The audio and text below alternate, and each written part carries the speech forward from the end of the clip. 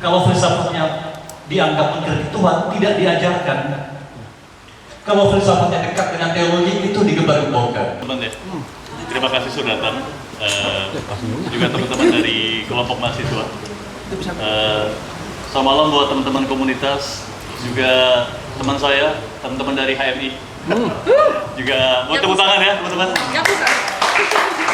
Teman-teman dari GMNI atau teman-teman Cipayung yang kita sama-sama merawat perlawanan dalam agenda pendek ini, yaitu hak angket. Saya rasa itu penting ya. Filsafat itu dalam sejarahnya sebetulnya dia adalah ide-ide perlawanan.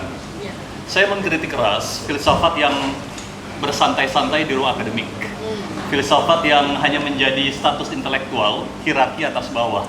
Seolah-olah pemikir filsafat itu adalah mereka yang punya status intelektual dikonversi pada status sosial dan dia menjadi jauh dengan realitas masyarakat keseharian.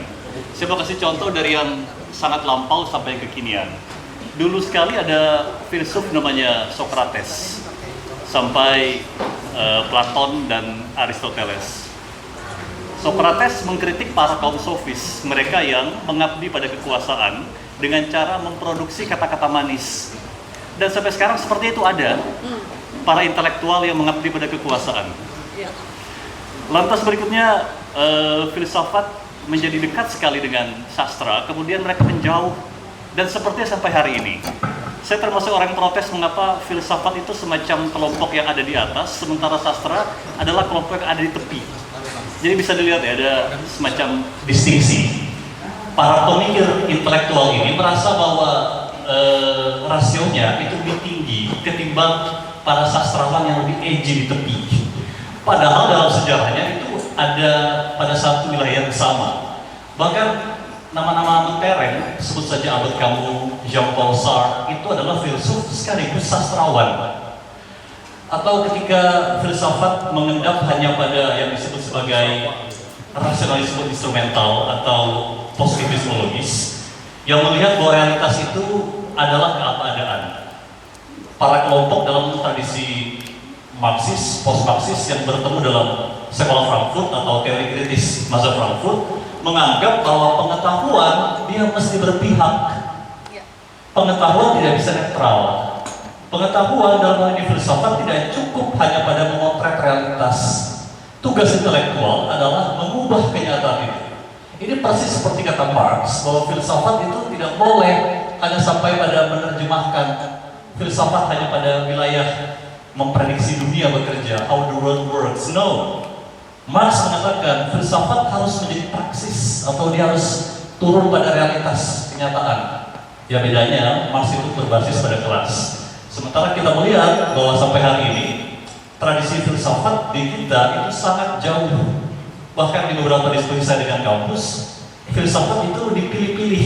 Kalau filsafatnya dianggap mengkritik Tuhan, tidak diajarkan. Kalau filsafatnya dekat dengan teologi, itu digembar-gemborkan.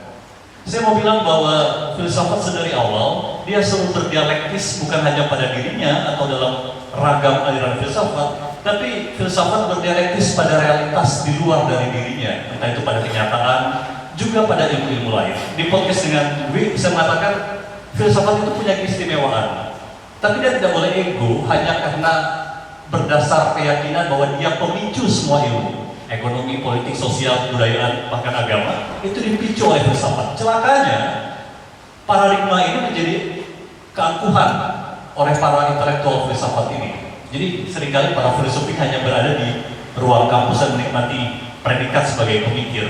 Menara Gading. Ya, menara Gading ya. Dalam teori kritis misalnya, filsafat itu mesti tahu diri bahwa realitas itu terus bergerak maju. Filsafat juga punya keterbatasan. Filsafat harus menggandeng ilmu-ilmu lain. Di teori kritis generasi kedua misalnya, mereka menyadari kelemahan Marxis, jadi mereka harus menggandeng ilmu seperti sosiologi Max Weber, atau di teori kritis pertama mereka menggandeng psikoanalisis Freud, mereka menggandeng